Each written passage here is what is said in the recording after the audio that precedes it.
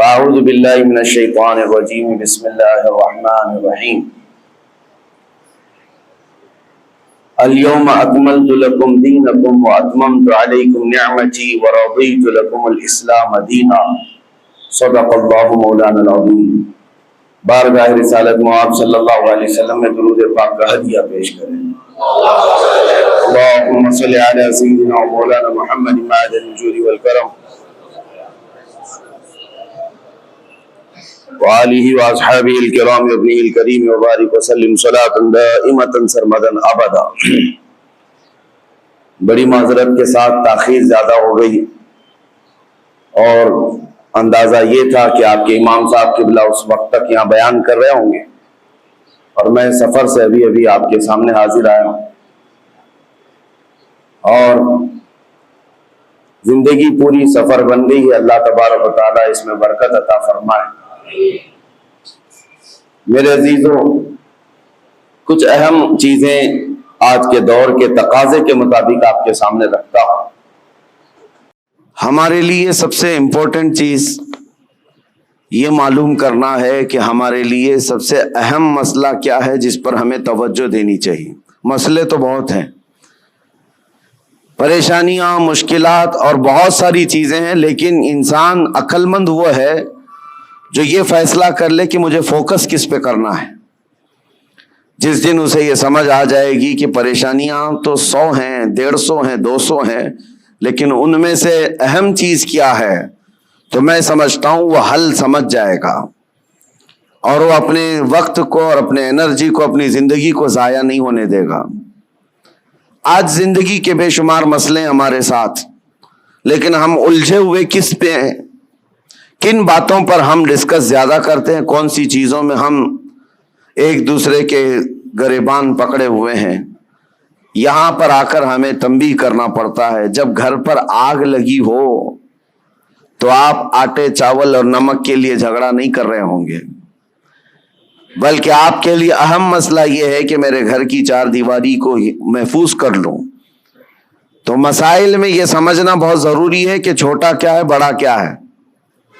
مثال کے طور پر میں آپ کے سامنے ایک بات عرض کروں، اللہ 1000 بار نہ کرے کسی کے گھر میں اگر آگ لگ گئی اور پورا گھر آگ کے لپیٹوں میں جھلس رہا ہے اور اس گھر کے اندر آپ کا ایک بچہ چھوٹا سا پھنس گیا ہے، آپ کسی طرح گھر کے اندر داخل ہوئے اور بچے کو قریب تھا کہ آگ اپنی لپیٹ میں لے لیتی، بچا سکتے تھے آپ، لیکن ساتھ میں بچے کے قریب میں ایک سوٹ کیس بھی پڑا ہوا ہے جس میں بہت ساری آپ کی رقم، کمائی ہوئی محنت کے پیسے سب اس میں رکھے ہوئے ہیں۔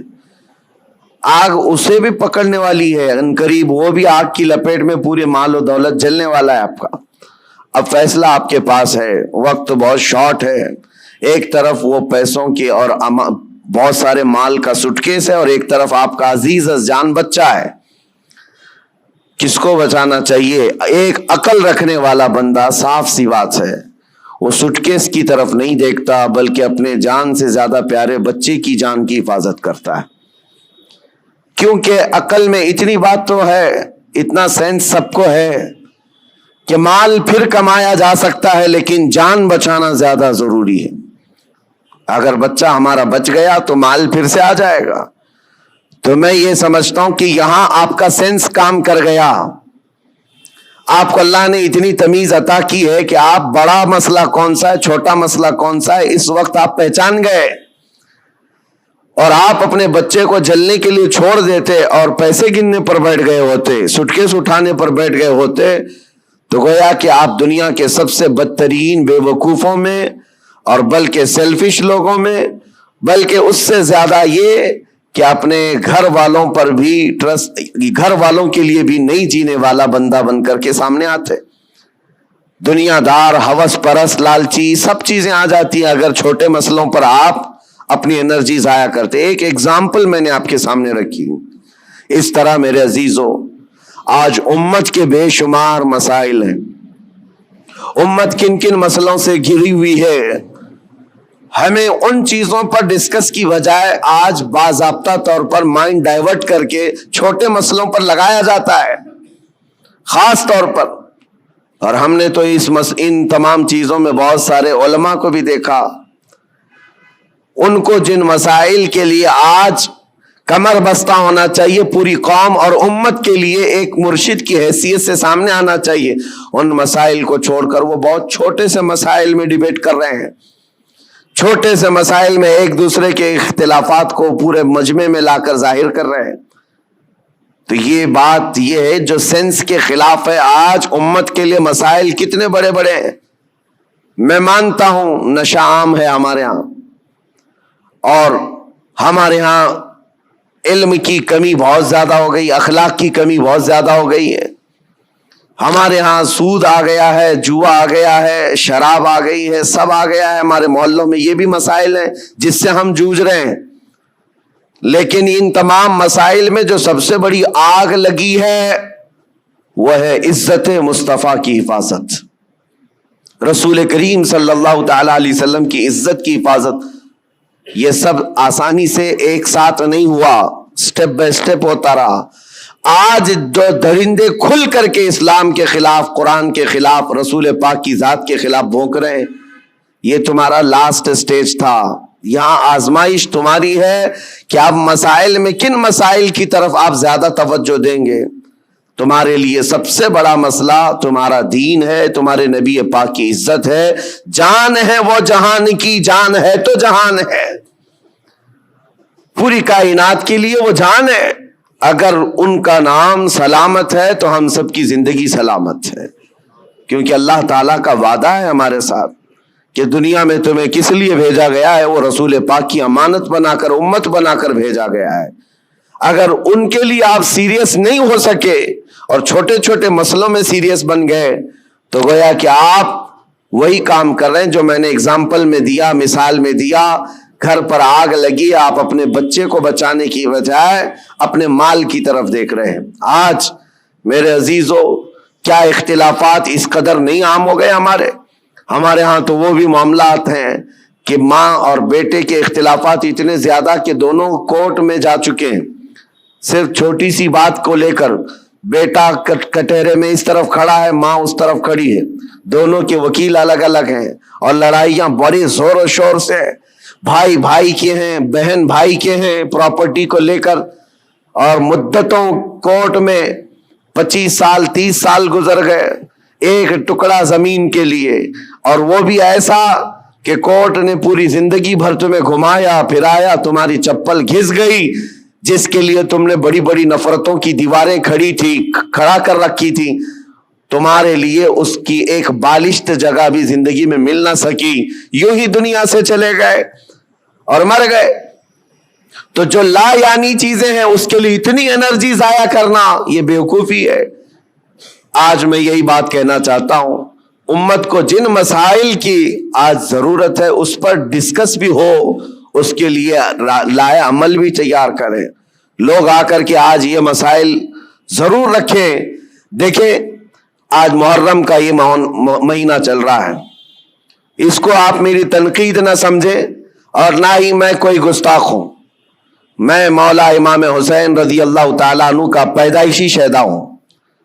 الحمدللہ ہمیں ہمارے گھروں سے یہ گٹھی میں پلائی ہوئی محبت ہے، لیکن محرم کے آتے ہی جتنا ایکٹیو ہمارے محلے ہوتے ہیں، سارے جگہ پر ایک جگہ 51 دیگ کھچڑا بنا ہے، دوسری جگہ کمپٹیشن میں 100 دیگ کھچڑے بنائے، 51 دیگ 100 دیگ، ٹھیک ہے پکاؤ کھلاؤ، لیکن ایک بات میں آپ کو بتاؤں، کھلانا ثواب ہے، کس کو کھلانا؟ پیٹ بھرے ہوئے کو کھلانا؟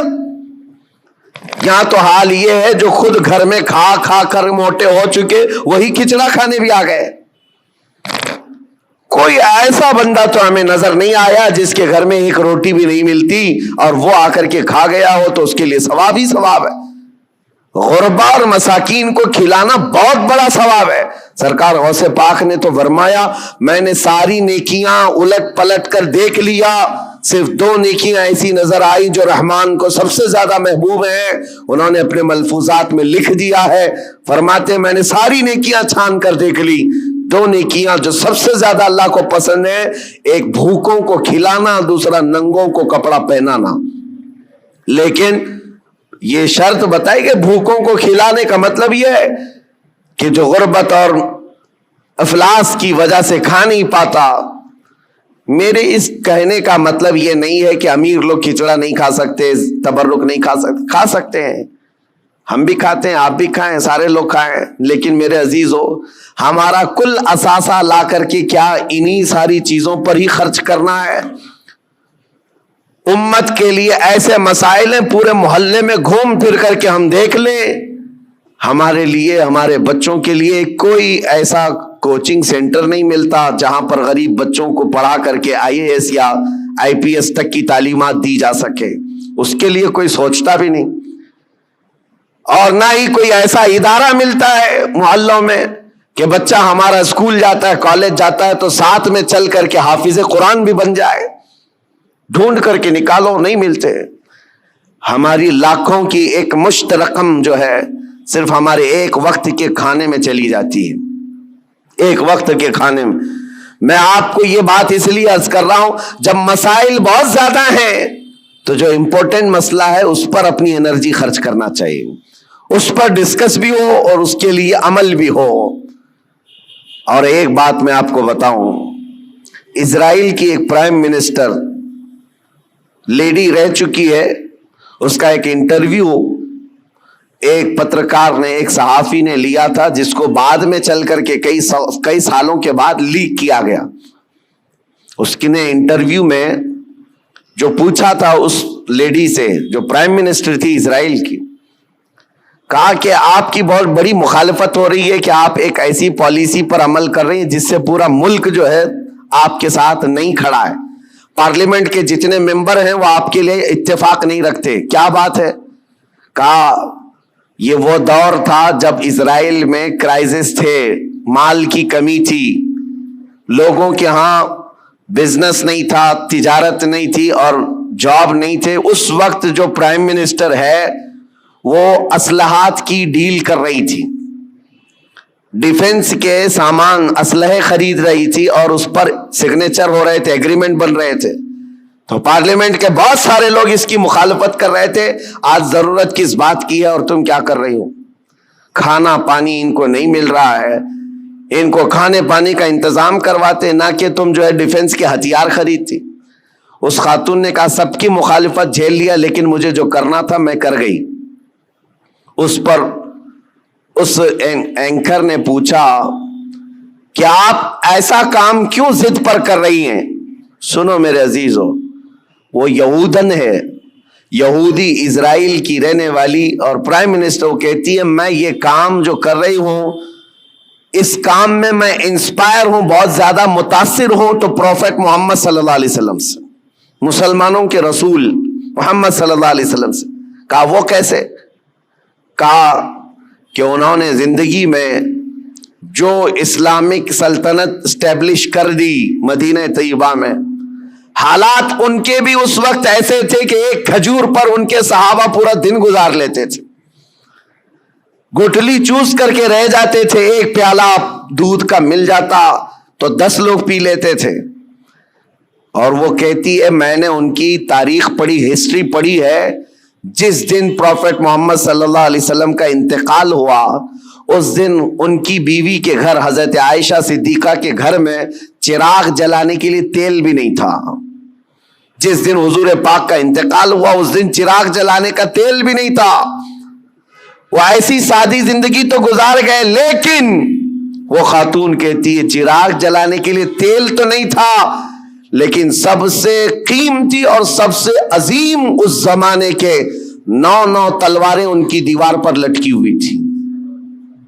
گویا کہ اس محمد صلی اللہ علیہ وسلم نے یہ میسج دیا تھا کہ کھانا ایک وقت کا کھا کر نگل لوگے, دوسرے وقت پھر بھوک لگے گی, دوسرے وقت کا کھا لوگے, تیسری بھوک پھر لگے گی.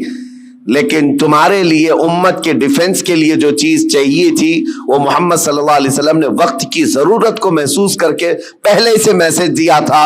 وہ اسرائیلی یہودن کہتی آج میرا یہ عمل ہو سکتا ہے 40 سال بعد آنے والی میری قوم دیکھ کر فخر کرے گی کہ ہمارے لیے کتنی محفوظ پناہ گاہ یہ بنا کر کے چلے گئے. میرے عزیزو, میں تعریف کے لیے نہیں کہہ رہا, بات یہ کہہ رہا ہوں یہ ہوتی ہے قوموں کی تعمیر. آج ہم تو کھچڑوں میں رہے. کھچڑا ناجائز نہیں ہے, کھانا چاہیے, اچھا ہے, گھر میں بناؤ, جب من کرے کھاؤ, لیکن اس کے لیے اپنے لاکھوں روپے کی لاگت محلوں میں اس طرح سے تقسیم کر کے ختم کر دینا. ہاں اس کو حق بنتا ہے وہ حلوہ بھی کھائے, کھچڑا بھی کھائے, لیکن ساتھ میں امت مصطفیٰ کے مستقبل کے لیے عمارت بھی کھڑی کرے. اس کو یہ حق بنتا ہے. میرے عزیزو, مجھے ایک بات یاد آتی ہے. ہمارے ایک استاد, ان کی یہ سوچ تھی, وہ مثال کے طور پر میں عرض کر رہا ہوں. ہمارے ایک ساتھی نے ہماری شکایت کی کہ حضرت جو کپڑے پہننا ہے سارے طلبہ کو, اس کے علاوہ ایکسٹرا یہ کپڑے پہن لیتا ہے میرے بارے میں. کہا یہ صدری پہن لیا یا جاکٹ پہن لیا. کہا جو اسٹوڈنٹس طلبہ پہن رہے ہیں اس کے علاوہ ایکسٹرا یہ. تو انہوں نے کہا کہ بالکل میں سب کو برابر دیکھنا چاہتا ہوں, کس کو کیا پہننا چاہیے. اور اس کے بعد انہوں نے ایک جملہ کہا تھا ان کو شکایت کرنے والوں کو. کہا اس کی طرح 4 صفحے سبق تو بھی سنا دے اور تو بھی ایسی کپڑے پہن لے. ہاں اگر کسی کام میں تم پورے اترے ہوئے ہو اور دوسرا تمہاری دیگر ضروریات بھی پوری کر رہے ہو تو کوئی مسئلہ نہیں. میرے کہنے کا مطلب یہ ہے کہ آپ بڑی بڑی نیازیں کریں, لیکن اس وقت جب امت کی مستقبل کی ضروریات پوری ہو رہی ہو پھر کھانا بھی کھلائیں, دیگیں بھی چڑھائیں, اچھا ہے, عرس بھی کریں. یہاں حالات تو یہ ہے کہ ہم یتیمی کے حالت میں آ گئے ہیں آج. میاں کتنے تو ایسے ہمارے مسلمان کپلز ہیں اپنے چھوٹے چھوٹے بچوں کو لے جا کر کرسچن اسکول کے باہر کھڑے کرتے ہیں اور ایڈمیشن کے لیے پاپڑ بیلنے پڑتے ہیں, اور ان کو کتنی مرتبہ وہاں پر عیسائی نن ہو کہ پادری ہو تانے مارتے ہیں, ٹانٹ مارتے ہیں. کتنی مرتبہ ایسی شکایتیں آئیں. لیکن کیا کریں, ایک جگہ پر مجھے خود یہ بات یاد آتی ہے. ہمارے مقتدی تھے ایک حاجی صاحب, اپنے 2 بچوں کو ایک بورڈنگ اسکول میں انہوں نے ڈالا تھا, 4تھی اور 5ویں کے بچے, سال کا 4 لاکھ روپے پے کر رہے تھے. اور ایک بار وہ مجھے ساتھ میں لے کر گئے دکھانے کے لیے کہ آئیں دکھاتا ہوں کتنا بہترین ہے, 45 ایکڑ میں بنا ہوا یہ بورڈنگ اسکول ہے, سب کچھ ہے. میں گیا تھا, ان کے مینیجر سے میں نے پوچھا کہ شیڈول کیا ہے آپ کا, بچوں کو کیسے آپ ٹریٹ کرتے ہیں. انہوں نے صبح 5 بجے سے لے کر رات کے 9 بجے تک کا پورا گھنٹے کا شیڈول بتایا. اس میں پوجا بھی ہے, یوگا بھی ہے, جاگنگ بھی ہے, سب ہے. میں نے پوچھا سارے بچے کرتے ہیں؟ کہا سب کرتے ہیں, چاہے ہندو ہو مسلم ہو, سب کو کرنا ہے یہ. اور جن کے بچوں کے لیے ہم گئے ہوئے تھے وہ سال بھر سے پڑھ رہے تھے. میں نے ان حاجی صاحب سے کہا وہ بڑے پرہیزگار ہیں, ایک نماز بھی قضا نہیں کرتے. ہم نے کہا ان کو آپ اپنے بچوں کو اتنی مہنگی پوجا کروا رہے ہیں, اتنی دور لے جا کر کے.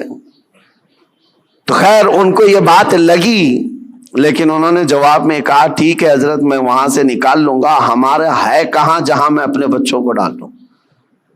یہ بھی تو سوال ہے, یہ بھی تو سوال ہے. ہم نے اپنے مستقبل, اپنے بچوں کے مستقبل کے لیے کوئی لایا عمل بنانا ہی چھوڑ دیا ہے. فکر کرو میرے عزیزو, آج ضرورت اس بات کی ہے.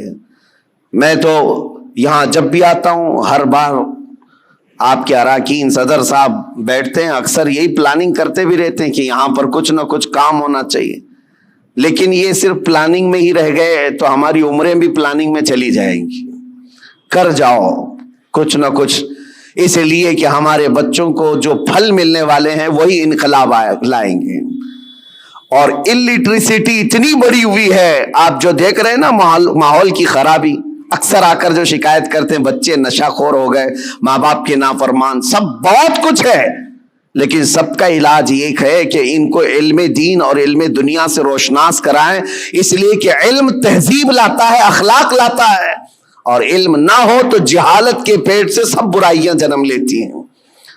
ہر برائی وہ کر جاتا ہے جہالت میں.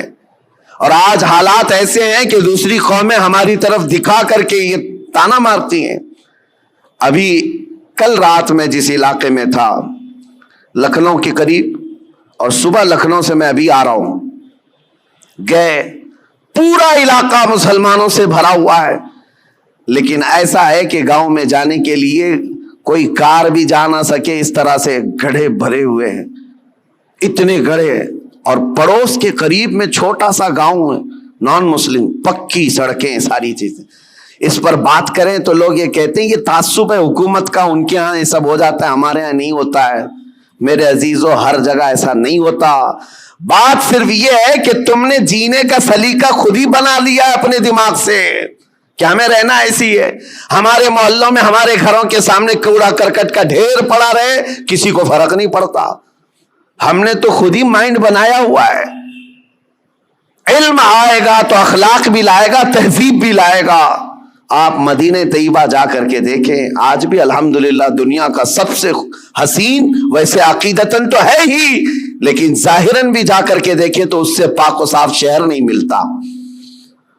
یہ نبی پاک صلی اللہ تعالیٰ علیہ وسلم کی وراثت ہے جو ہمیں وہاں آج بھی نظر آتی ہے. ارے گلیوں میں چلو تو بھی خوشبو آتی ہے. یہ صرف عقیدت اور روحانیت کی بات نہیں کر رہا ہوں. انہوں نے خوشبو آرٹیفیشیل بھی بنا کر کے رکھی ہوئی ہے کہ کوئی گزرے تو اس کو یہاں کہیں مہک نہ آنا چاہیے، کیونکہ مدینے آئے تو بندہ یہ اخلاق لے کر کے جائے کہ میرے نبی پاک صلی اللہ تعالیٰ علیہ وسلم صفائی کے لیے اور کس قدر اپنی امت کو پاک کرنے کی فکر رکھتے تھے. آج یہ سب مسائل پر ہمیں انرجی لگانے کی ضرورت ہے، لیکن ہم کن چیزوں پر پڑے ہوئے ہیں؟ ہم تو چھوٹی چھوٹی سی باتوں پر، ارے 2 گھڑے پانی اگر ہم کو نہ ملے تو ہم تو پینچے چڑھا کر کے جھگڑے پر آ گئے ہیں. ہم کو اگر چھوٹی سی زمین کا مسئلہ ہو تو ہم 25 سال بھی لڑنے کو تیار ہیں.